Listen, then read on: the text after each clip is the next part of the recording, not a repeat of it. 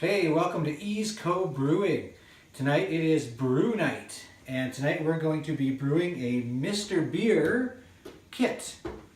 So, we're going to talk a little bit about the Mr. Beer kit and some of the ingredients and how we're going to do this tonight. We're going to start off, we're going to do the brewing, and then we're going to actually go through the bottling process all the way to the tasting process. So this whole video is going to be from beginning to end, a little bit of a review of this flavor, as well as the whole brewing process. So one thing about the Mr. Beer kits, they're really cool. I mean, they're small.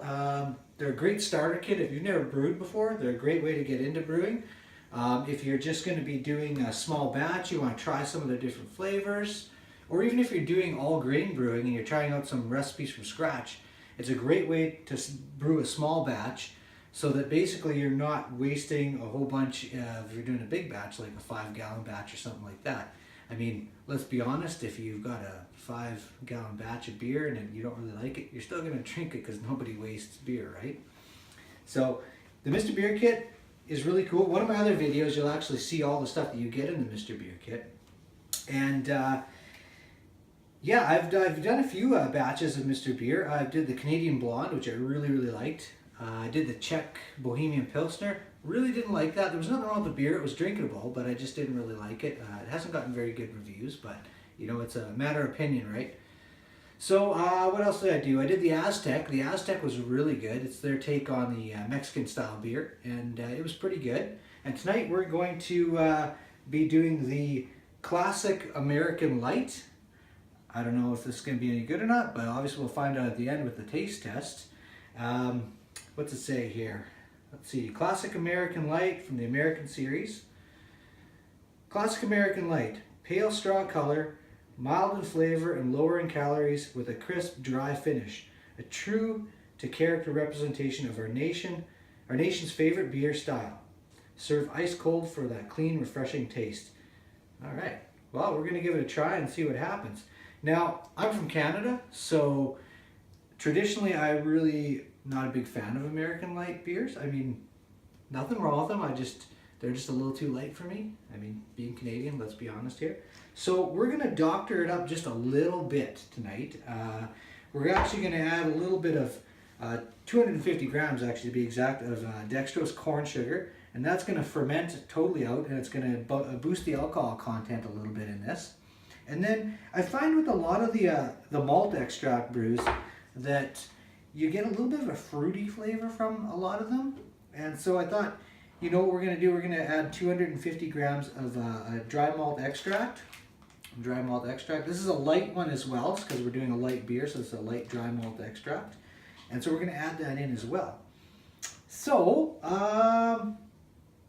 you know what? We're going to get started. First thing you want to do, the most important thing when you're brewing, is sanitize all your equipment. It's super important. Now I've gone ahead and sanitized all my equipment, including the keg fermenter here. So we're not going to go through that process because it's kind of boring to watch. So I've already done that. Most important thing about brew night, you can't do brew night without a beer. Now I want to give a big shout out to my friend who owns Leopold's Tavern. He hooked me up with this glass. If you're ever in Midwest Canada, you know, check out Leopold's Tavern. They got locations all over the place. You know, they got great beers, craft beers on tap. They've got seasonal rotating beers on tap. And, you know, they got great food, great service, and great beers. So, cheers to Leopold's. Oh, man, that's my favorite part about brew night and brewing beer. By the way, it's bad luck to brew beer without actually drinking a beer. So that's what you don't want to do. Okay, so to get things started, you want to boil up 4 cups of water. I've already gone ahead and boiled up the 4 cups of water right over there, so it's ready to go. Also, with the malt extract cans, put it in really hot water and let it soak in there for a while before you're actually ready to use it, because what it does is this stuff's pretty thick, so it loosens it up in there and makes it easier to pour. I've already done that just before we started filming here, so it's ready to go as well. So the first thing we're going to do is we're going to grab our pot of boiled hot water. You know what, I'm just going to toss this over the side for now because we don't need to use that right this very minute. Hot water, ready to go here. And we're going to actually stir in our dextrose first and then our dry malt extract. Ah, there goes the corn sugar. Yeah, gonna get some alcohol out of that. We'll get that stirred up here nice and slow. It all dissolves. If you can't see that, not a huge deal. It's just sugar dissolving.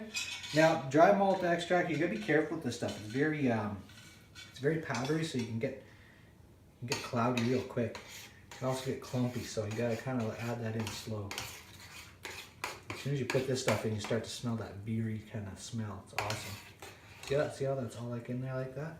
So you really gotta get to that there, but that should be good. Alright. Good stuff. I'm gonna mix that around. See what I'm saying? You gotta be careful. You see that slopping all over the place. East Coast Brewing on beer night. Maybe I should have a few less beers before I get started, hey? You know? Alright, so we're gonna get that done. Alright, we're gonna open this up and get that going. One other thing, I'll show you. Have a kettle with a little bit of water in it ready to go. So can opener, sanitize that first, like with all your other equipment. But you know what's a good idea is to actually have if you're doing a lot of brewing with extracts, is to have a dedicated can opener just for doing this. Because even if you clean the ones you're opening your cans of food with and stuff like that, little particles of stuff get in here, and we don't want that to infect our beer and get things, gunky or whatever you want to call it. So it's a good idea to have a dedicated one. I mean, it's not like they cost a lot of money. So we're going to open this guy up. Maybe we are. There we go. I'm having some technical difficulties. Maybe I should have spent a little more money on my can opener, hey? There we go. I think it's because it's still wet under the lid here, so it's probably not gripping the way it should.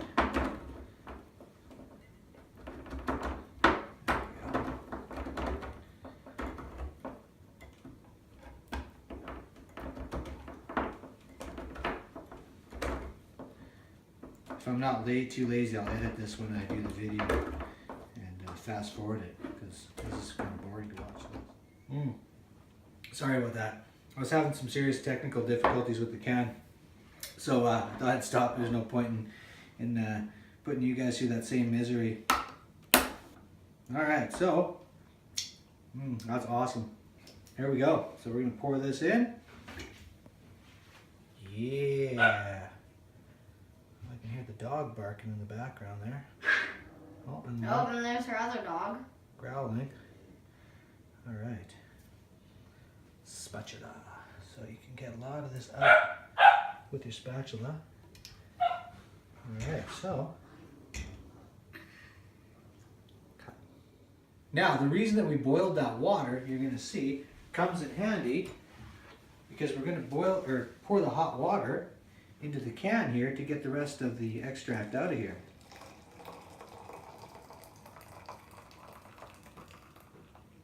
This stuff is pretty highly concentrated, so you want to get all of it that you can.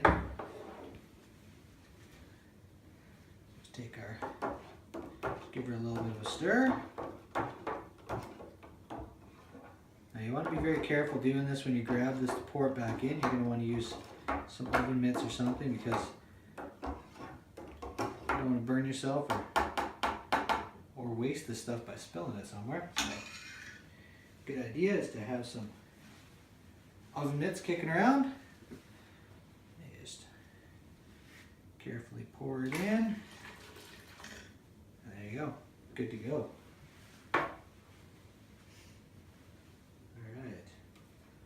So now that we got our malt extract, our dextrose, and our dry malt extract in here, we're going to give it a good stir. You want to make sure everything's stirred up really good. Man, I love the smell of that stuff. It's awesome. Alright.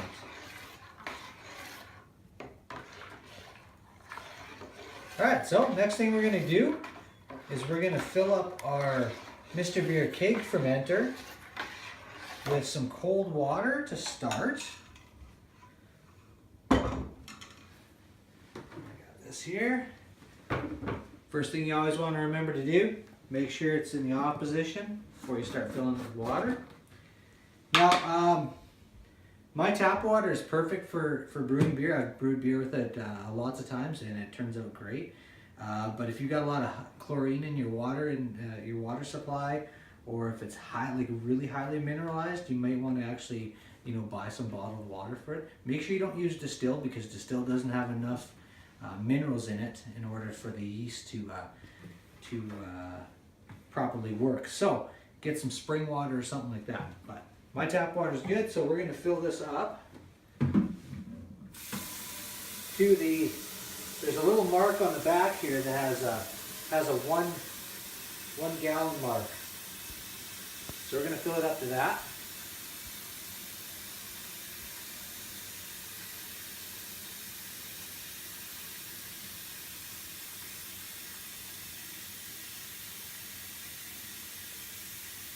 We're getting pretty close here.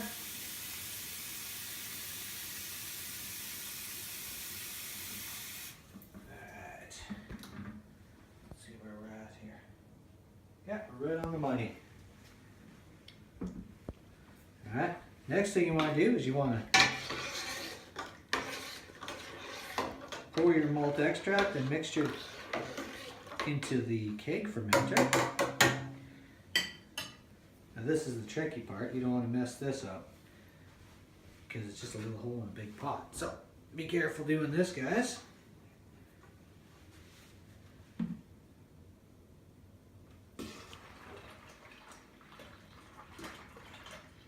All that goodness right there.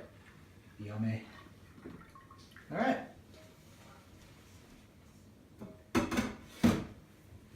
And then the rest, you just top her up with cold water up to the 2 gallon mark right here. So we're going to do that right now.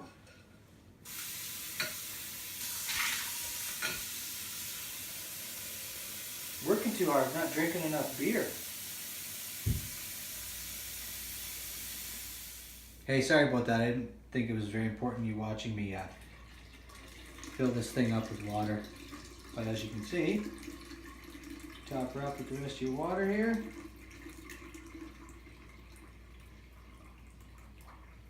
Right on. Perfect. Right on the money. Once you've done that, give her a good mix up here.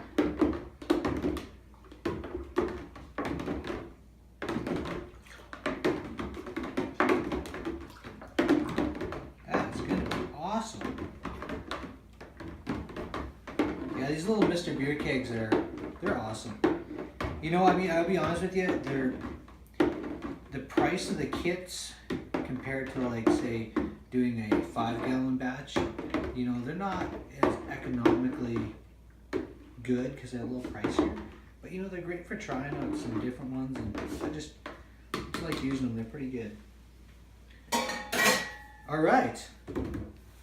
Now that we got that done, last but not least of this part of the brewing process, yeast. Without yeast, you're not going to have any beer. So what yeast does is it actually, once you put it in there, it actually starts to eat the sugars and produce alcohol, and it ferments. So, got our Sanitize scissors, very important. All right, there we go. Yeasty.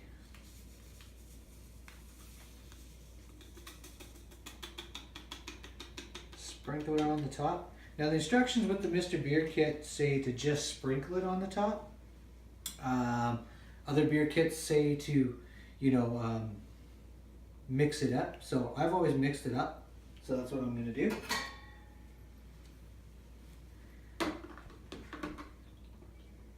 And it's worked out just fine. So, it's personal preference. You guys do whatever you want to do.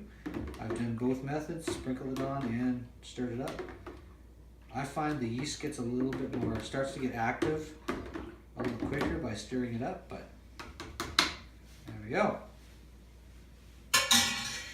And then, put your lid on, and you wait.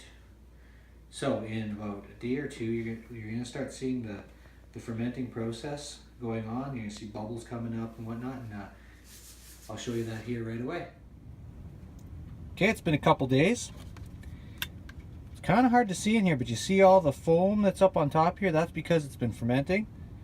Still lots of bubbles rising up. Kind of hard to see, but no, it's not going to give us a good view. But you can see, looks kind of gross, but that's the process of making beer.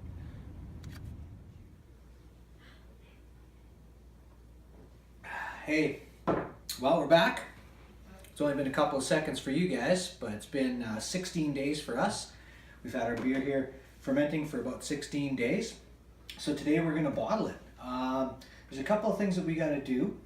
We've already done our sanitization of the bottles, so that's already ready to go. We're going to prime our bottles with priming sugar, and we're going to get bottling. So we're going to get underway right away. Okay, normally, if you wanted to find out if your beer was done, you use a hydrometer and you take a gravity reading, and if the gravity reading was the same for 2 days in a row, then you know your beer is ready to bottle. With the Mr. Beer kit, the instructions don't come with a hydrometer, so the instructions say to give your beer a little taste, and if it's sweet, then you want to have it ferment a little longer. If it tastes basically like flat beer, then it's ready to go.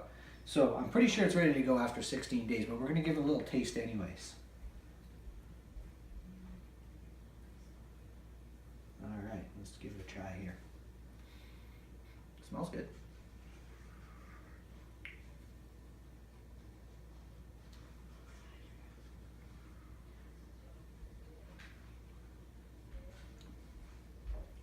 Yeah, flat beer. So she's ready to bottle. That's pretty good. Alright, so first thing we're going to do is we're going to prime our bottles with priming sugar. So I'm going to show you that here right now. So we're using dextrose corn sugar to prime with. You can use carbonation drops. Mr. Beer actually comes with carbonation drops, but if you don't have those, you can use table sugar. It's fine. I really wouldn't recommend it. It gives it a bit of a cidery taste. I like using dextrose corn sugar. And so for these bottles, we're going to use 2 teaspoons of dextrose corn sugar per these bottles. These bottles are 740 milliliters. So you just want to use 2 teaspoons of sugar in each bottle. So we're going to go ahead and do that for each one of these.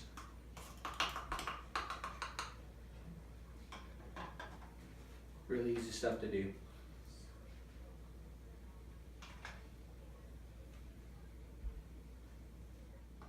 Okay, we've got all our bottles primed with our priming sugar, so we're going to start filling them up now.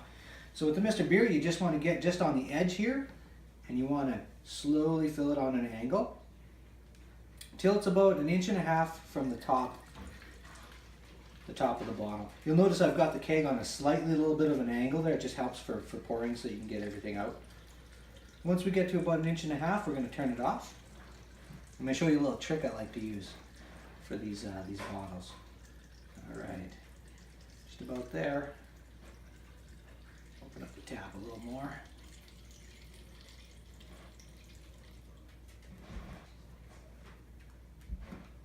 A little bit more. Perfect. Okay, we're going to do one more bottle before I show you the trick.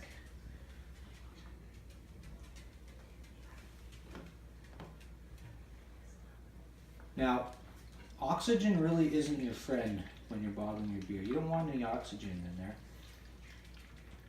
So that's another reason why you pour on an angle like this, so the less oxygen that gets into the beer, the better.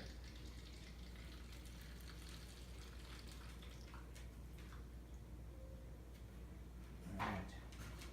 Okay, I'm going to show you a little trick that I like. That's the nice thing I like about these PET bottles. We've got our sterilized caps here. To get the oxygen out, you give it a little bit of a squeeze till the foam comes right to the top. I don't know if you can see that there. Then you cap it, and you're ready to go. You'll see it's kind of indented, obviously, but as it carbonates, because of the priming sugar, it'll start to fill out, and you'll have no oxygen in your beer. So, pretty cool, hey? All right, we're going to go ahead and fill the rest of these. We'll be right back. Well, we finished filling all of our bottles now, so they're ready to go. And after you're done filling, it's a good idea just to give them a little invert a couple of times. Gets the priming sugar and everything all mixed up. So what we're going to do with these, we're going to set them aside in a dark place to sit for about, we're going to bottle condition for about 3 weeks. And then after that, we'll cold condition them in the refrigerator. And then we'll be back to do a taste test on the Mr. Beer Classic American Light. We'll be back shortly for you guys. All right, what's going on, friends? It's time. Yep, it's time to finally take this Classic American Light by Mr. Beer for a taste test. So we've, I let this condition in the bottle for about 2 weeks. Then I cold conditioned it in the fridge for another week. And we're going to give it a try to see how it turned out. Now, just a heads up, home beer is always going to improve while it ages, right? Like, I don't mean, you know, over years. I'm talking like over the next coming weeks, next coming months. That is if it lasts that long. But you don't want to be aging your beer for years, because homebrew does have a shelf life. Now that all depends on, you know, what ingredients are put in and whatnot like that. So let's take a look and see what happens. All right, here we go. Classic American Light. Well, she's got a little bit of carbonation in there. That's good. Let's see how she pours.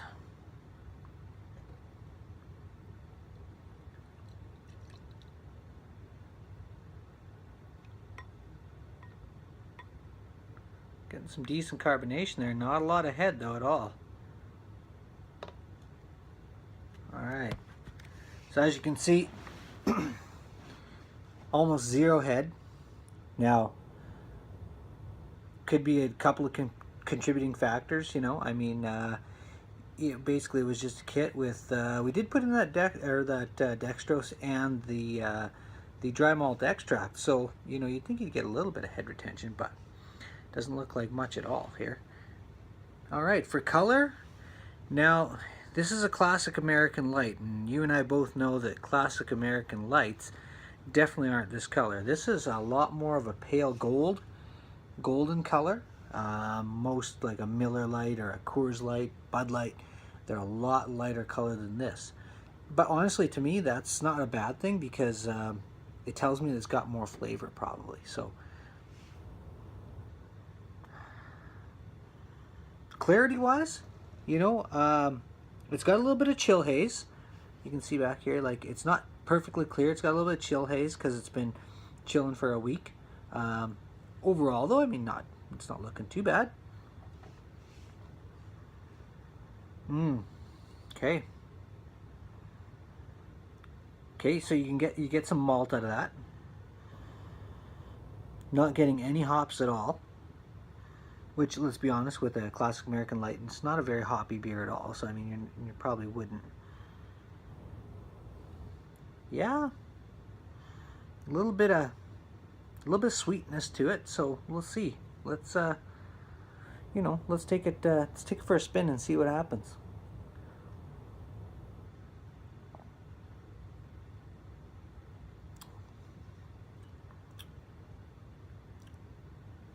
Well, I'll be honest with you, right off the get-go, it's got really good mouthfeel. Now, I don't know if that's the Classic American Light or the fact that we put in the dry malt extract, but it's got a good mouthfeel. It's you taste the malt right away. I to be honest with you, it's got a bit of a almost pilsnery type taste, and a little bit of, you know, more of an ale than I'd say a Classic American Light or a light beer.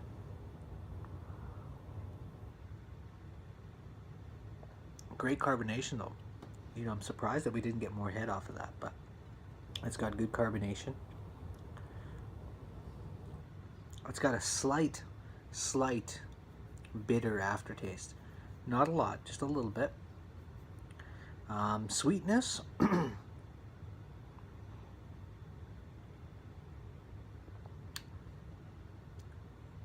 It's not overly sweet.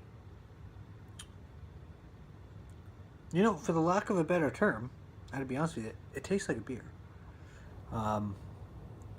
It's got a lot more flavor than a light beer that you'd buy commercially has, so that's a good thing.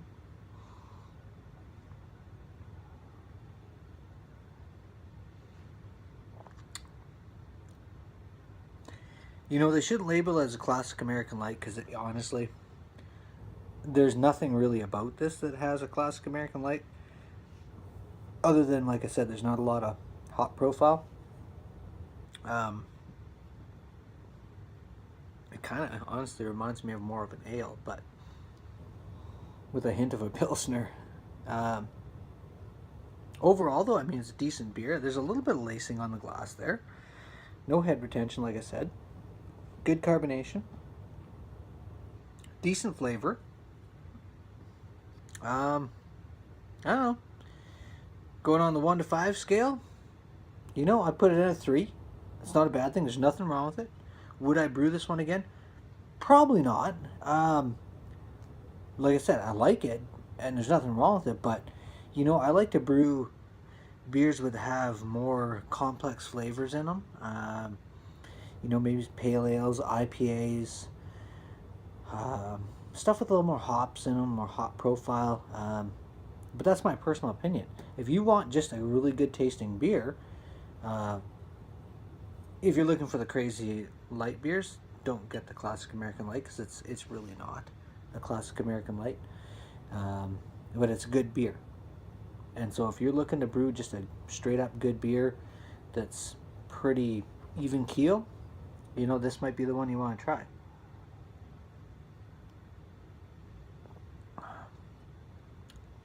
Good mouthfeel, though. Honestly, it is. Well, hey, you know what? Let me hear from you guys. If you guys have brewed the Classic American Light from Mr. Beer, let me know what your thoughts were on it. How did it turn out for you guys? Did you like it? Dislike it? And, you know, we'll be back for another brew and review soon. So thanks for watching. As always, like, comment, subscribe. You know, let me know what you're thinking. Cheers.